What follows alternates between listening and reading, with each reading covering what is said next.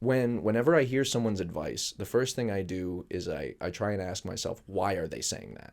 So where is this advice coming from? Is it coming from their own personal experience? Is it coming from them viewing someone doing this? Are they formally educated in this? Like, where is that advice coming from? And the second thing I do is I try to understand why anyone would say that in any circumstance. Like, if you were in that circumstance and you wanted this person to do this thing, why would you use that wording? Why would you say it that way?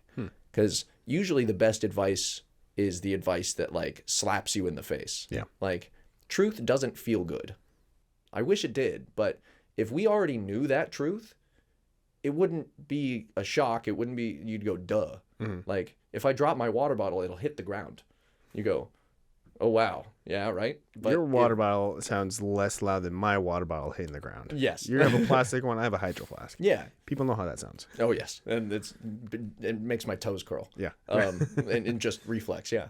But having the idea of someone saying, you know, your attitude is wrong. You're treating yourself poorly. You're doing things wrong. Like, that makes you go, oh, and it actually initiates this kind of like conflict, this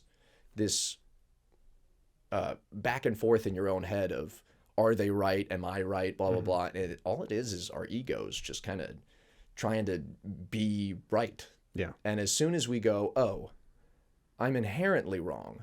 As a human, we're not born knowing everything correctly. We're usually born without that, with the, like, our perception is pretty good and our ability to discern like right from wrong, usually pretty good just inherently. Like, morals, pretty good, unless you got something neurologically going on or you've experienced some weird stuff. Like, but when it comes to actually learning that really high level stuff, that comes from a softening of the ego or a check of the ego, because it's the part of us that thinks we're right that's getting in our way. It's the part of us that assumes that we are correct that doesn't listen to that contradictory advice.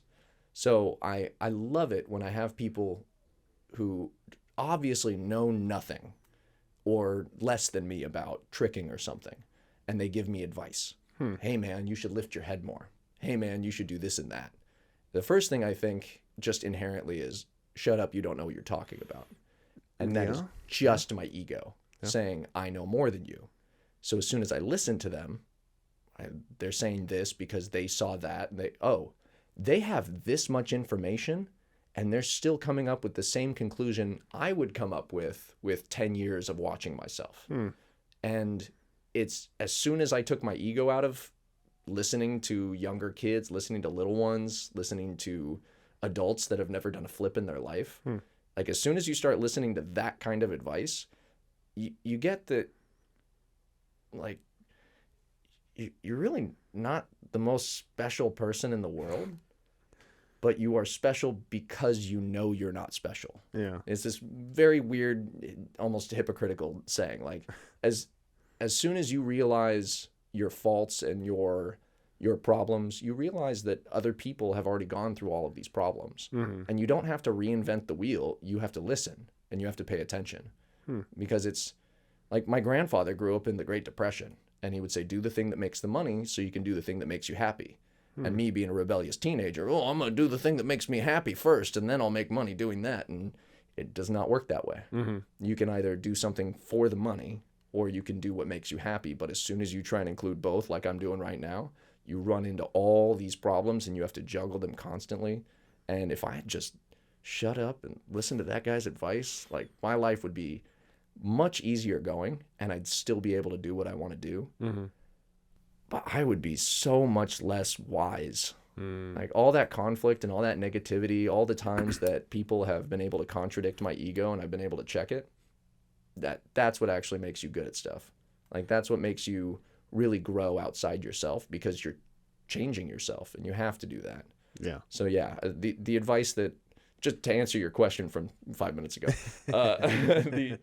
the advice that sticks is the one that kind of hurts a little bit. Okay. It's any advice that makes me go, oh, ow, my ego. Yeah. Like, that's good advice. Yeah. Like, my friend Cyrus, it started out, he was my boss, and then he was my teacher.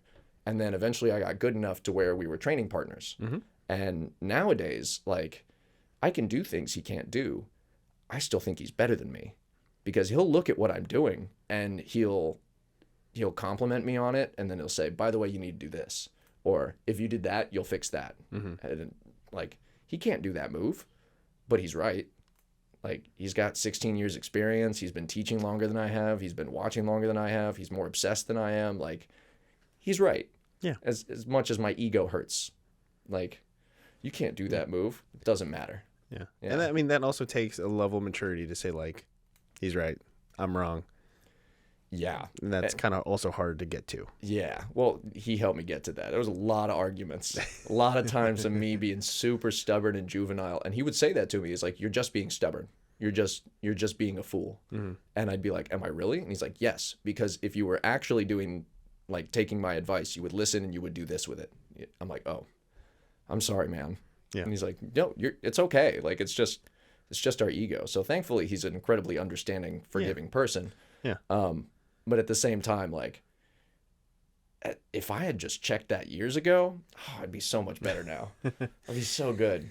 So taking the what you just said, you know, kind of, you know, the thinking and understanding and the ego, because I've gone through some tough times and I've come up with some philosophies or some sort of ideology. Like, okay, I know if I do this, like if I am actually like stopping to think and stop, you know, asking myself, is this beneficial to me within the short term, long term, or medium term? Yeah. Then I'm going to do this, or if it doesn't, then I'm going to stop. So right. I'm trying to be more active because, like, I know if when I'm not active or in my brain thinking ability, then it's going to put me in the wrong direction. Right.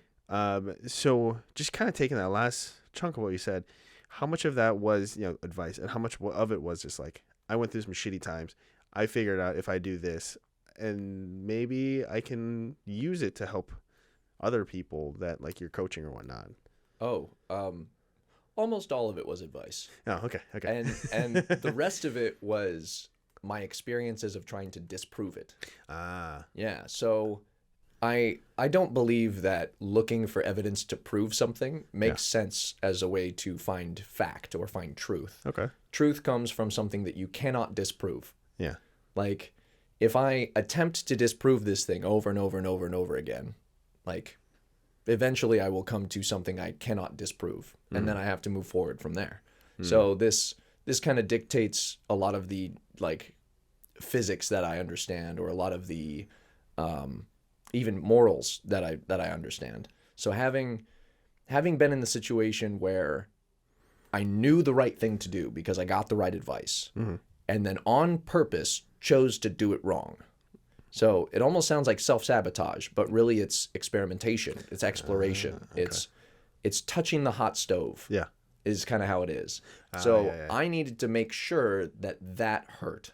Yeah. And as soon as I did that, okay, now I understand it and now I can move forward.